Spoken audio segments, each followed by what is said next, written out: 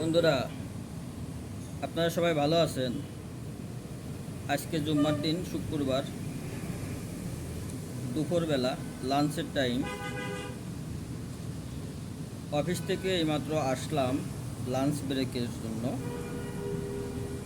এসে দেখি গতকাল রাত্রে ভাত রান্না বেশি হয়ে গিয়েছিল।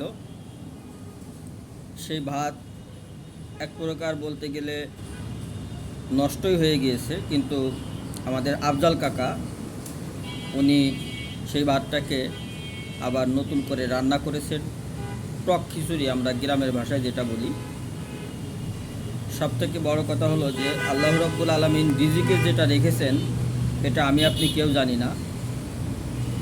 আমার রিজিকে আজকে এই টক খিচুড়ি ছিল, এজন্য এটাই আমাকে খেতে হবে।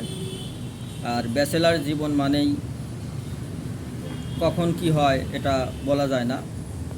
এই দেখেন, এই টক খিচুড়ি।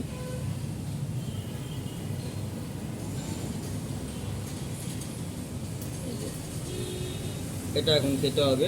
আর রান্না তো করছে ঠিক আছে, এত পরিমাণ রান্না করছে যে সেটা বলার না।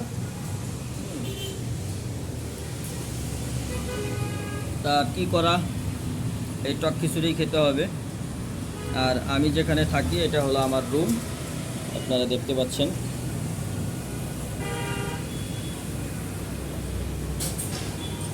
পাশেই রাস্তা, গাড়ি চলাচল করে, প্রচণ্ড শব্দ হয়, তারপরেও থাকতে হবে। এটাই পুরুষ মানুষের জীবন। পুরুষ মানুষ মানেই হেরে যাওয়া নয়, পুরুষ মানুষ মানেই চোখের পানি ঝরানো নয়। সংগ্রাম করে বাঁচতে হবে, সংগ্রাম করে টিকে থাকতে হবে, পরিবারের মুখে হাসি ফোটাতে হবে।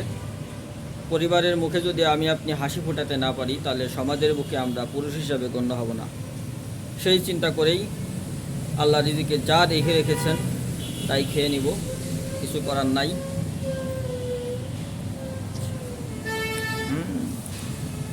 রান্নাটা ভালো হয়েছে, খুবই মজার।